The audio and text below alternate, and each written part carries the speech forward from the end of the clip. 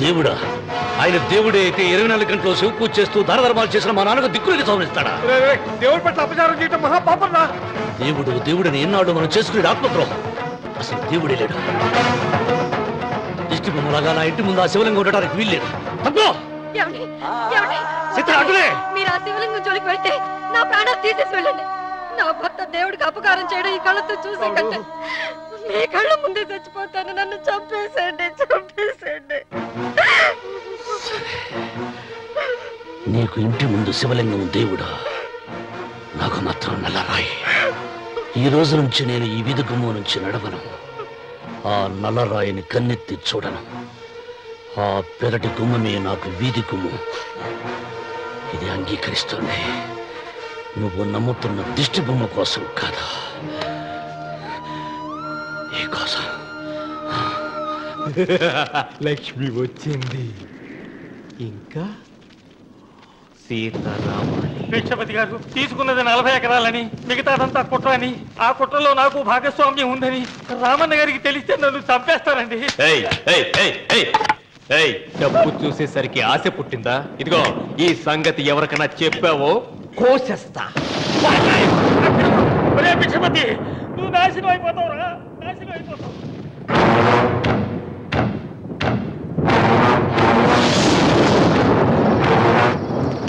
ఇంత రాత్రి పూట ఎక్కడికి వెళ్తావు నాయన? నీకు తెలీదమ్మా, తెల్లారేలోగా ఊరు వదిలి పారిపోకపోతే ఆ భిక్షపతి మనల్ని చంపేస్తాడమ్మా. తొందరగా పద, తొందరగా పద. ఊరుదిలి పారిపోతున్నావా లోకేశ్వరరావు? అది నాకంతా తెలుసు. అయ్యా, అయ్యా, అయ్యా, నీకు ద్రోహం చేశాను, నన్ను క్షమించండి అయ్యా. నేను క్షమిస్తా. మరి భిక్షపతి వదలొద్దు. నీకు ఉపాయం చెబుతా. అన్వర్, నీ ప్రాణాలకు భిక్షపతి మూలంగా ప్రమాదం ఉందని నీ చేతులతో నువ్వే రాసు. నేను కాపాడతాను. దాన్ని జాగ్రత్తగా మడిచి నీ జేబులో పెట్టుకో. అర్థం కాలదా? నీ ప్రాణాలను నా చేతుల్లో పెట్టావుగా.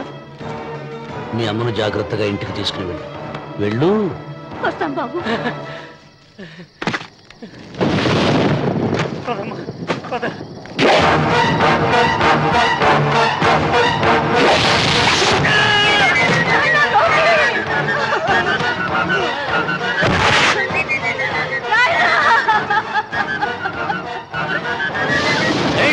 ఎడవకో, ఎడవకో. కన్నీళ్లు పెట్టేంత గొప్ప చరిత్ర కలిగిన వాడు కాదే నీ కొడుకు. అన్నం పెట్టిన మా నాన్న చావు కారణమైన వాడు. నీ కొడుకుని భిక్షపతి చంపాడని పోలీసులకు చెప్పాలి. అప్పుడే బ్రతికినంత కాలం నీకు నీ మనవరాలకి ప్రాణభిక్ష పెడతాను. లేకపోతే అలాగే బాబు. అన్వర్, అయ్యా, వీడి శవాన్ని తీసుకెళ్లి భిక్షపతి ఇంటి ముందు పడే. రావుడు, నువ్వు శ్రీరామచంద్రుడు లాంటి వాడిరా. ఇలాంటి హత్యలు చే. మా నాన్న పెట్టిన పేరు రామన్న, కానీ ఈ రోజు నుంచి నా పేరు రావణ. ఆయన మూలంగా దానాలు పొంది, భూదానాలు పొంది, అన్నదానాలు పొంది, ఆయన కన్ను మూసిన రోజు కన్నీటి విట్కోలు చెప్పలేకపోయిన ప్రతి వాడి బ్రతుకు కన్నీటి పాలు చేస్తా. అవసరం సృష్టికి తల్లి, అనుభవం తెలివికి తండ్రి. ఇది నా తండ్రి చావు నాకు నేర్పిన గుణపాఠం. వెంకట, ఆయన దానం చేసిన వేలాది ఎకరాలు తిరిగి తెస్తాను. సూది మన మోపినంత నేల కూడా వదలను.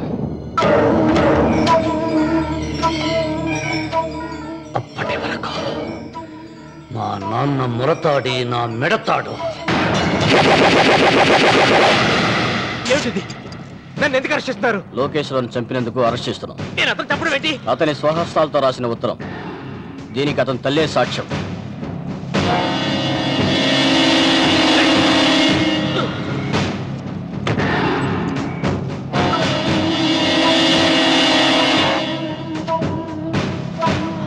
పద.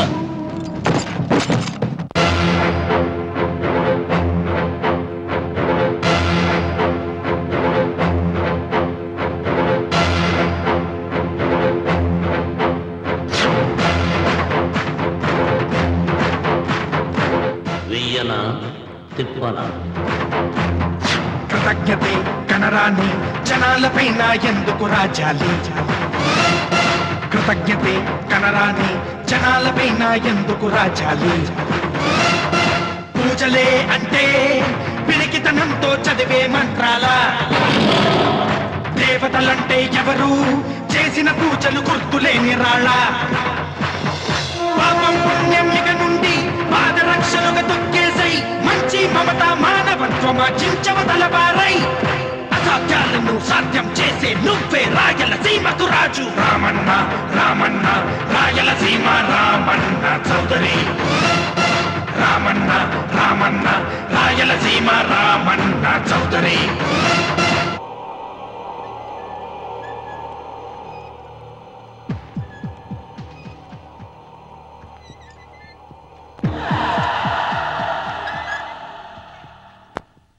అన్వర్, అయ్యా 100 మంది పనివాళ్లను ఒక బుల్డోజర్ను ఆలయం దగ్గర తీసుకురా. దాన్ని పడగొట్టించాలి. ఒరే రావుడు, అబ్బాయి పెళ్లి ఎంతవరకు ఆగమన్నారు, అంగీకరించాను. ఇప్పటికి ఆగే ప్రసక్తి లేదు. దేవుడి జోడికి వెళ్తే మహాపాపం రా. దేవుడా? వాడి పేరేంటి? శివుడు. మరి బ్రహ్మ, విష్ణువు, రాముడు, కృష్ణుడు, వినాయకుడు, సుబ్రహ్మణ్యం, లక్ష్మి, సరస్వతి, పార్వతి, వాళ్ళు దేవుళ్లే. అల్లా, క్రీస్తు, వాళ్ళు దేవుళ్లే. వీళ్ళల్లో ఎవడు గొప్పవాడు? వాళ్ళ నమ్మకాలను బట్టి వాళ్ళ దేవుడినే గొప్పవాడు అనుకుంటారు. అని సరిపెట్టుకోవడం లేదు. మా దేవుడు గొప్ప, మా మతం గొప్ప అని ఒకరినొకరు నరుక్కుని చస్తున్నారు. నిజంగా దేవుడనే వాడుంటే కొంతమందికి ఎందుకు అన్నం దొరకడం లేదు? కొంతమంది చిన్న వయసులోనే విధవరాళ్ళు ఎందుకు అవుతున్నారు? కొంతమంది పశ్చిమలోనే తల్లిదండ్రులు ఎందుకు పోగొట్టుకుంటున్నారు? అది వాళ్ళ కర్మ. కర్మ అంటే పూర్వజన్మలో చేసుకున్న పాపం. ఆ పాపం నుంచి నీ దేవుడు కూడా వాళ్ళని రక్షించలేడా? రక్షించలేడు. అటువంటప్పుడు నీ దేవుడికి పూజలు ఎందుకు చెయ్యాలిరా?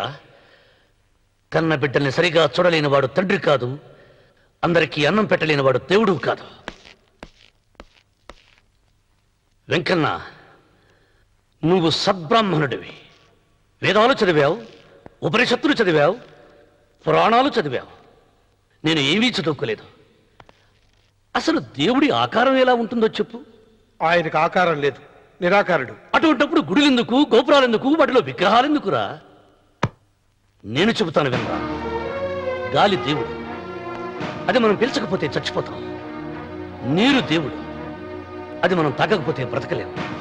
భూమి దేవుడు, అది లేకపోతే మనకు అన్నం దొరకదు. అమ్మా నాన్న దేవుడు, వాళ్ళు లేకపోతే మనం అసలే లేవు. చదువు నేర్పిన గురువు దేవుడు, కష్టంలో, నష్టంలో, సుఖంలో, దుఃఖంలో దగ్గరుండే స్నేహితుడు. స్నేహితుడు అంటే నువ్వు నాకు దేవుడివి. నీకు మొక్కుతాను రా, అంతేగాని ఆ నల్ల రాళ్ళకి రెపరెక్కి కాదు. అంటే గుడి మెట్లకి మొక్కే వాళ్ళంతా మురుగులా? నైవేద్యం పెట్టి నమస్కారాలు చేసే వాళ్ళంతా పిచ్చివాళ్ళ? గుండు గీయించుకుని పొర్లు దండాలు పెట్టేవాళ్ళంతా అమాయకులా? అవును. ఒక గుడి చూపించి ఆ గుడిలో దేవుడు వరాలు ఇవ్వడు అని చెప్పు. ఆ గుడి మెట్లలో ఒక్క మెట్టు కూడా ఎవడో ఎక్కడ. నైవేద్యం పెడతారన్నావు కదూ, ఎందుకో తెలుసా? పెట్టిన క్షీరాన్నాలు, దద్దోజనాలు, పులిహోరాలు మనం మెక్కుతామని తెలిసి, అదే దేవుడు తింటారని తెలిస్తే శనగ చెక్క, ఒక బెల్లపు ముక్క కూడా పెట్టర్రా. వెంట్రుకలు ఇస్తారన్నావు కదూ, దేనికి? మళ్ళీ ములుస్తాయన్న ధైర్యంతో. గుండు గుట్టించుకున్నాక జన్మలో ఒక్క వెంట్రుక కూడా మొలవదు అని చెప్పు. ఒక్కడు కూడా గుండు గుట్టించుకోడు. ఒరే రావుడు, గీతలో శ్రీకృష్ణుడు ఏం చెప్పాడో తెలుసా? చిచి! 16,000 మంది గోపికలతో సరసం, 8 మంది పెళ్లాలతో కాపురం చేసిన కృష్ణుడు ఎలా వేల్పు? వాడు చెప్పిన గీత మన తల రాత. వెంకన్న, నా దృష్టిలో భగవంతుని పూజించే వాళ్ళు 2 రకాలు. భయంతో పూజలు చేసేవాళ్ళు, ఆశతో మొక్కేవాళ్ళు. పాపం చేశాం, ఆయనకు దండం పెట్టి చేసిన పాపాన్ని ఏదో ఒక రూపంలో హుండీలో వేసేద్దామనుకునే వాళ్ళు మొదటి రకం. మొక్కితే ఏదో దక్కుతుందని ఆశపడేవాళ్ళు 2వ రకం. నా భూమి నేను సొంతం చేసుకున్నాను కాబట్టి అది పాపం కాదా? భయం లేదు, ఏదో అయిపోవాలనే ఆశ, తపన నాకు లేదా? ఈ రామన్న చౌదరి నిన్న జరిగింది మర్చిపోడు, నేడు జరగాల్సింది వాయిదా వేయడు, రేపటి గురించి ఆలోచించడు.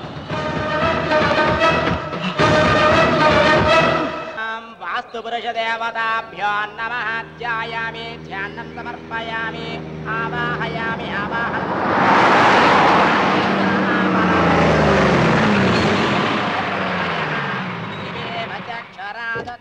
రండి రామన్న చౌదరి గారు, నా పేరు వెంకట్రావు, నేను సివిల్ ఇంజనీర్ని. మీరు ఎంతో గొప్ప మనసుతో బోల్డ్ అంత పొలం పోగొట్టుకుని 6 మైళ్ళ రోడ్డు వేద్దాం అనుకున్నారు. కానీ ఇప్పుడు మీ పొలంతో అవసరం లేకుండా గవర్నమెంటే రోడ్డు శాంక్షన్ చేసింది. ఆ ఆలయం కూడా పడగొట్టక్కర్లేదండి. చెరువుకు అడ్డంగా వంతెన నిర్మిస్తున్నారు. 2 మైళ్ళ దూరం కూడా తగ్గుతుంది.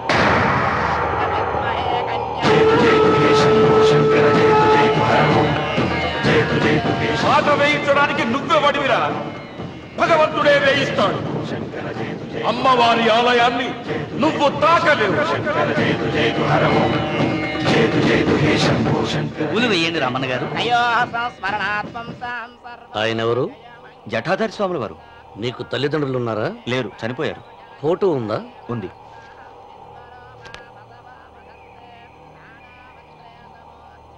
తల్లిదండ్రులను పూజించు, బాగుపడతావు.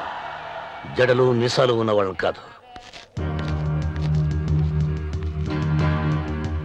హక్కుమని ఏమన్ను నిన్నుగని నవ్వింది విన్నావా? హక్కుమని ఏమన్ను నిన్నుగని నవ్వింది విన్నావా? దేనికి నీవు శాసనకర్తవు కావని తెలిసిందా? నేను నాదంటూ పలికిన మూర్ఖులు భూమిలో మిగిలారా? 7 అడుగుల నేలొకటే చివరికి మనిషికి మిగిలేని ప్రవాహంలో కొట్టుకుపోయే గట్టి పరకర మానవుడు. ఏ పాఠం ఎవరికి చెప్పాలో తెలిసిన వాడే ఈశ్వరుడు. రామన్న రామన్న ఇప్పటికైనా తెలిసిందా నీకు? రామన్న రామన్న ఇప్పటికైనా తెలిసిందా నీకు?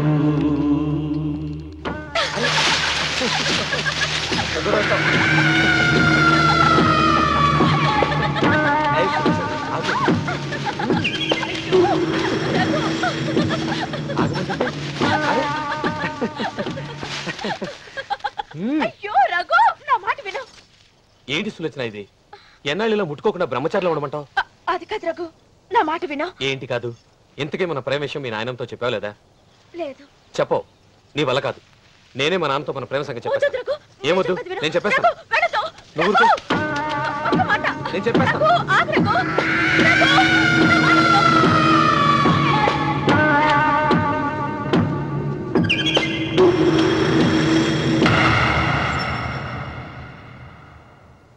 నువ్వా? నేనే. ఎందుకొచ్చావు? నువ్వు మా నాన్నని చెప్పిన రాక్షసుడివి అంటావు. వెంటనే వెళ్ళకపోతే నిన్ను చంపేస్తాను అంటావు కదమ్మా?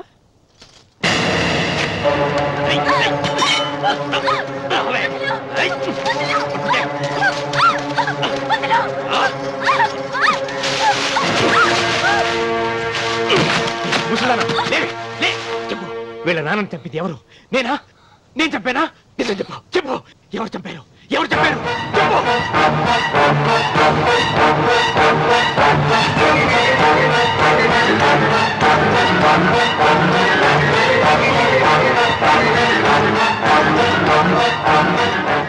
ఎన్నాళ్ళు ఈ నిజం ఎందుకు చెప్పలేదు?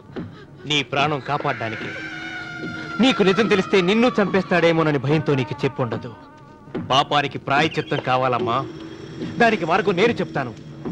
మనం ప్రతీకారం తీర్చుకోవాలి. నీకు రఘు దక్కేలా నేను చేస్తాను. నీ తండ్రి చావుకి పగ తీరేలా చేస్తాను. ఆలోచించు.